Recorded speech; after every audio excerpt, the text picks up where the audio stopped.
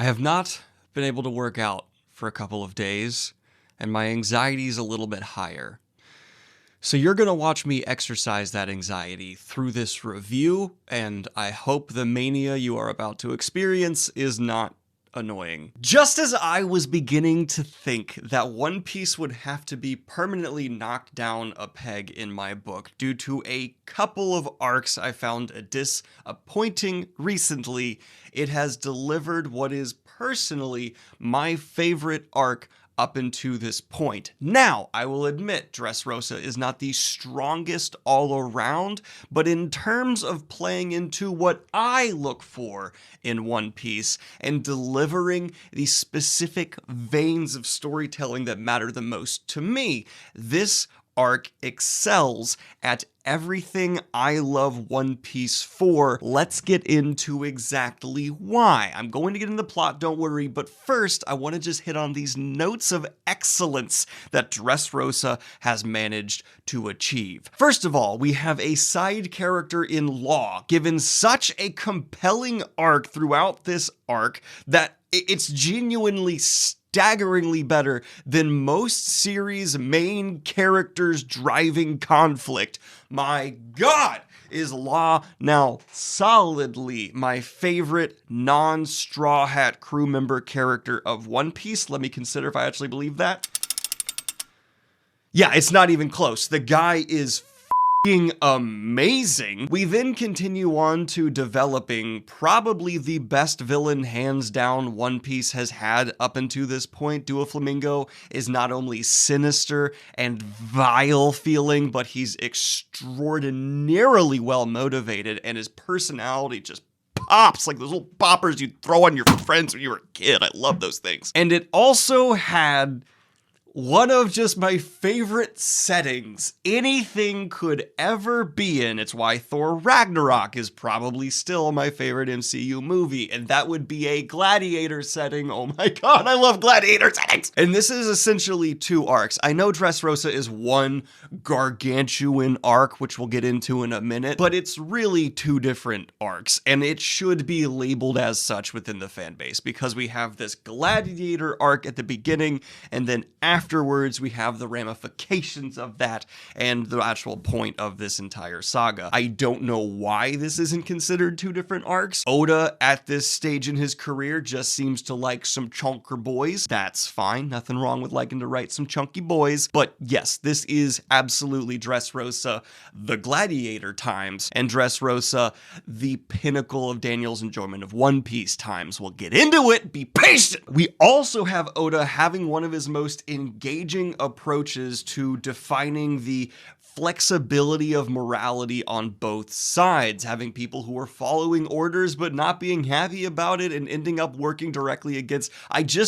There's something in my heart that every time Oda takes someone on the military side and has them like turn into a human, appreciate Luffy, work against their own orders, it just makes me emotionally connect to them so strongly. I have no idea why, I just love it. And seeing one specific of the military guys straight up just be like, I love Luffy. Like, he one-shot me once, I respect him so much, was just like, you're awesome, I love you. And having that other admiral look at Doflamingo and being like, do not consider me an ally, you, do not like you, you suck, no, but still like having to be in a position for a while working with him just tasted brilliant. Of course, this is sprinkled on over with just outstanding displays of character from our entire crew. The only one who did not really shine here for me was Brook, because they never do. They're just still there amongst the crew. I do not understand this crew member yet, and whatever. But on the opposite end of directly elevating a character, Usopp gets his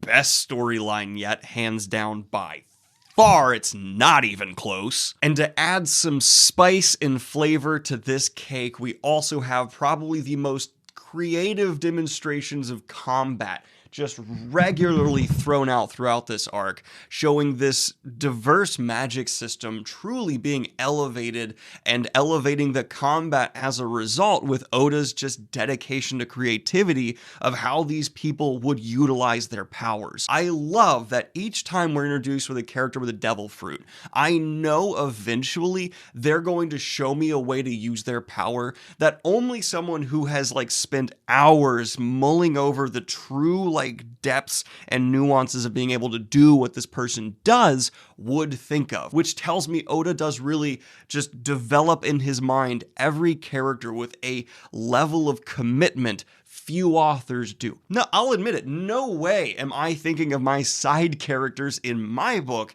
as much as Oda is his, because this guy's a maniac workhorse. I actually am just going to stand by the statement that One Piece has probably some of the most creative usages of combat in all of fantasy. Combine that with my favorite villain I've read this year, and you're getting to see why Dressrosa is so high. But we're not done with the praise. This is actually beginning to feel Malazan-esque with how much I'm just feeling the gears of this world moving off screen. There's just this continual undertone of intelligent choices of sprinkling in like people from Blackbeard's crew, just other motivations that we don't entirely understand yet, but we know it's connected to things, and with One Piece proving again and again that even minor characters are going to come back and back and back, and every little line they say, it's going to have weight later on. This is rivaling Malazan. That's not an overstatement. Not passing, though. I want to make that clear. And finally,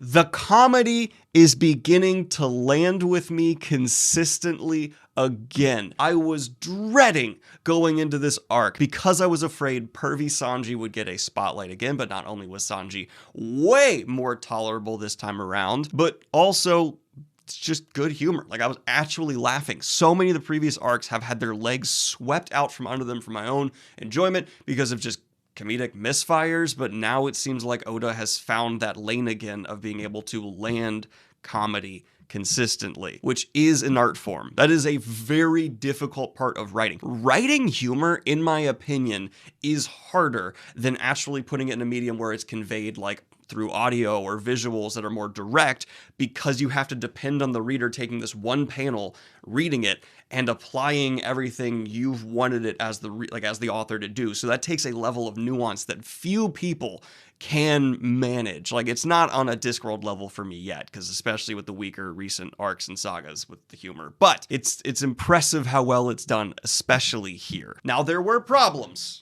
I've given a lot of praise. Let's talk about problems. It's a huge arc, and I could see some people having a problem with that. I know there's a like continual through line in One Piece fans where people are really eager to get to the next island, so I have no idea how long it took this arc to get done, or this saga to get done. I just checked because I was curious, and it's 2 years. But it seems like it was a lot of one place. I see how that could bother people that really care about that. It wasn't a huge drawback for me, though. I just kind of enjoy, okay, this is the island we're set in, gladiator combat.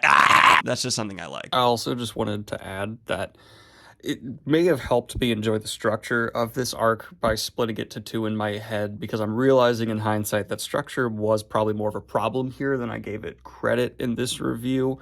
And God, I literally just binged the shit out of this arc, so Lord knows if it's going to be better to do it slower or quickly like I did. I didn't read anything else for about a week and a half. It was just all that I read, and I think that helped. This is a binge it arc, in my opinion. Binge this one. Now, this is just an unavoidable problem with how large the cast of characters for One Piece is getting, but I didn't know who was going to be relevant for this storyline. So especially at the beginning part where we're being introduced to character after character after character after character after character, I didn't know whose name to keep track of. So you're going to hear me say a lot of that guy descriptor, he did this thing, because like at the beginning there's all these people, and like, yeah, a lot of them are continually there, but in terms of who actually like takes up some of the narrative thrust, I had no idea how to know. So paying attention to it all just became nearly impossible. And when you're reading multiple other fantasy epics at the same time and memorizing hundreds of characters from other books, it becomes overwhelming. I still don't love the overabundance of flashbacks, which are specifically used here for Law and Doflamingo, but it's the most justified, probably best usage I've seen of flashbacks in a while, so I'm okay with it.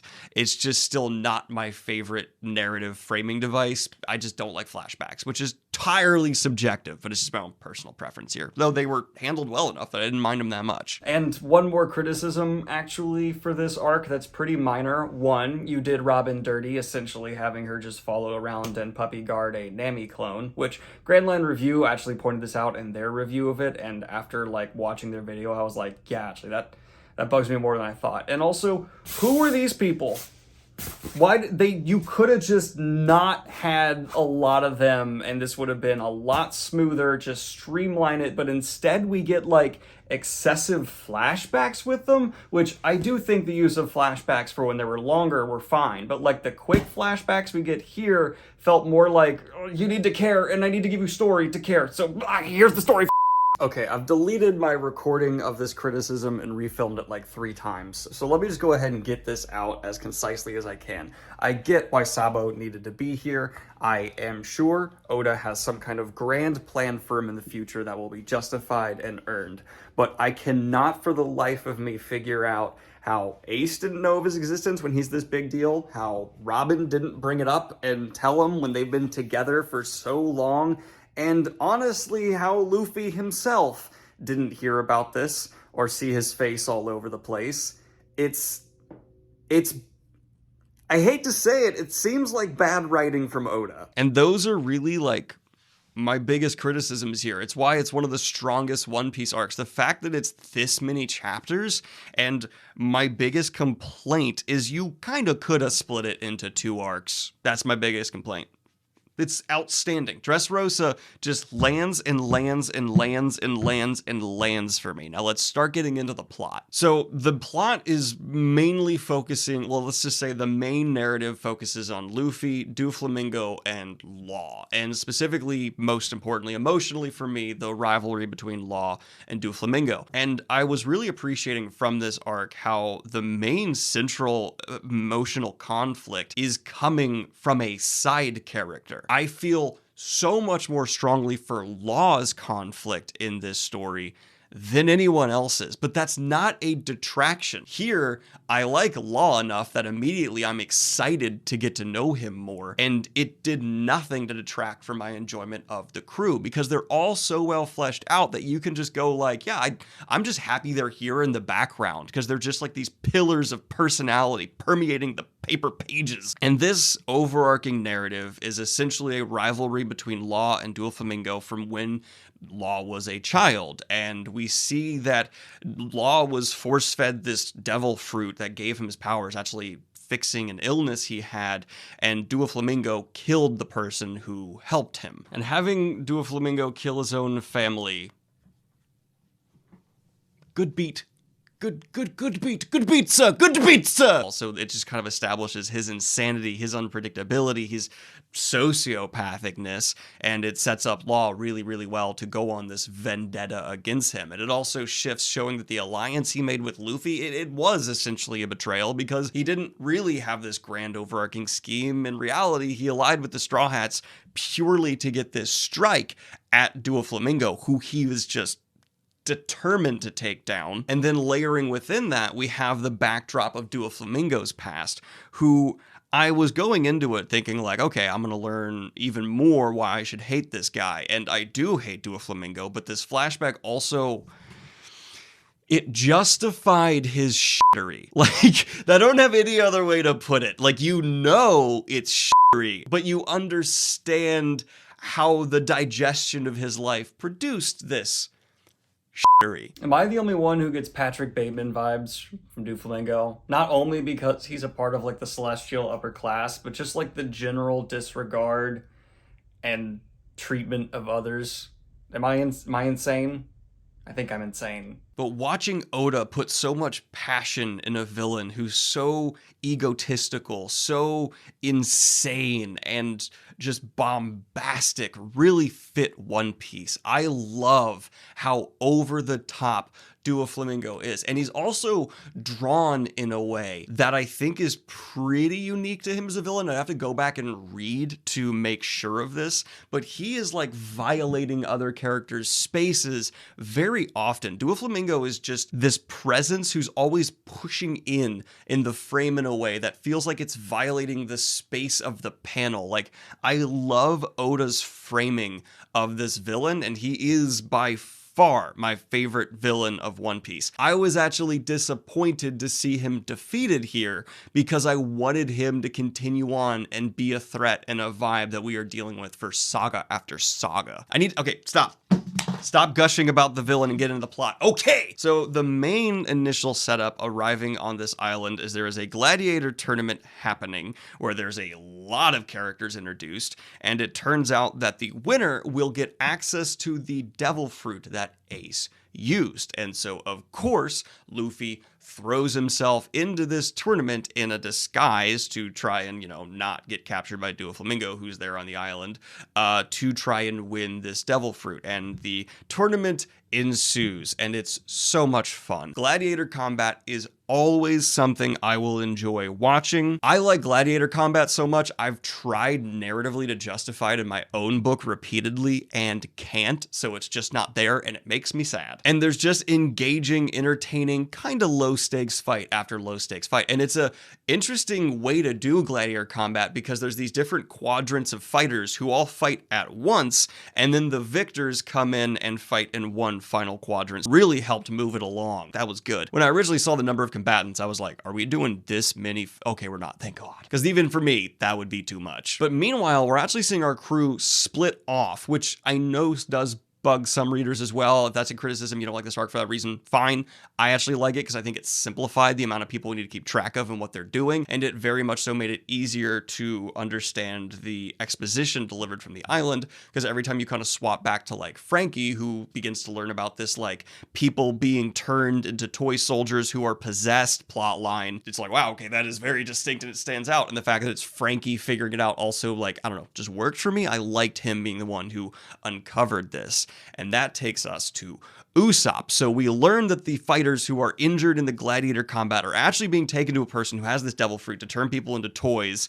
And Usopp then actually aligns with some people who want to overthrow Doflamingo, and he leads this charge under a guise of being this hero, which he's not. He lied, and that quickly becomes apparent when he leads these people into catastrophe. But then he's like, I will become this hero for you. And I'm like, Usopp, I want you to, you little lovable goof, because that's what he is. And eventually, once this toy maker is defeated, we see all these people, these gladiators and people and stuff who they've turned into toys, revert back to themselves, who then go on this revenge spree against Doflamingo's whole crew and his just like military forces as a whole. And if I like gladiator combat, gladiators breaking free, oh, I love me some gladiators breaking free. Yeah! Spartacus this motherfucker. Yeah! So we push on into this glorious combat between these escaping gladiators, Doflamingo's crew, and Doflamingo's crew, I haven't gotten into them. One of the best crews for a villain ever. Love them. There's this one who's just like driven by hatred to take down every member of this youngest generation of pirates, and having that juxtaposed with one of the military guys being like in love with Luffy's image and like his icon status, I thought was just kind of fun, and Oda being playful, and I dug it. And we actually have like it's a lot of chapters. I can't get into everything, but we have the crew splitting up. The samurai character doing his whole thing, which the payoff there is going to be bigger, I imagine, in future arcs, sagas, whatever. But the focus I want to talk on is, again, one, I think it was a smart choice to kind of minimize these other side plot lines that are clearly like literally separating off the island and setting up future arcs to then streamline the story that's happening here, because by God, if Oda was having to deal with all the characters at this point, it would bloat this even more. And so I think that was actually what saved this arc from being too bloated for me, which is kind of just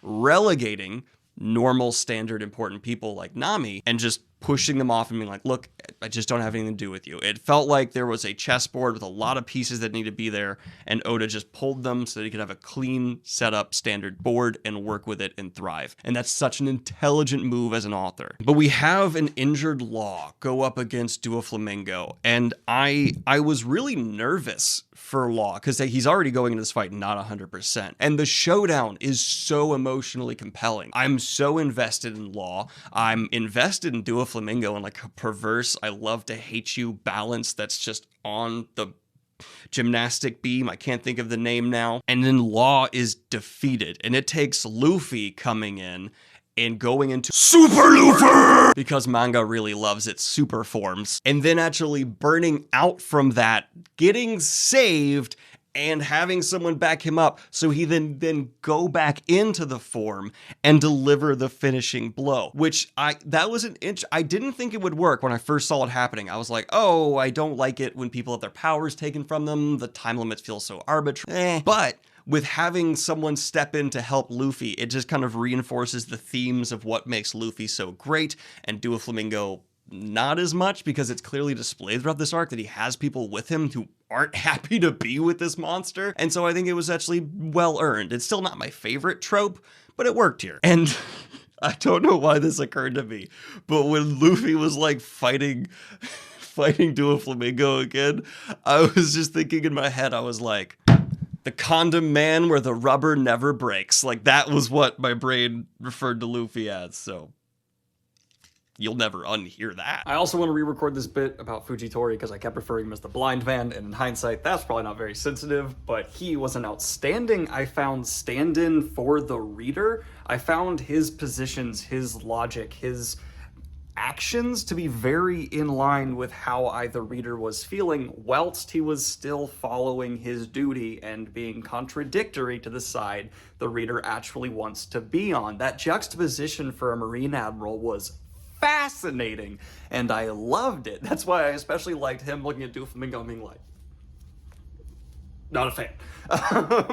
And it worked out oh so well. And really quickly, I also want to say that yes, Zoro was done dirty with that one fight against Fujitori, but he also had an incredible fight against, it's not Perka. Perka is the name of a character I'm working on.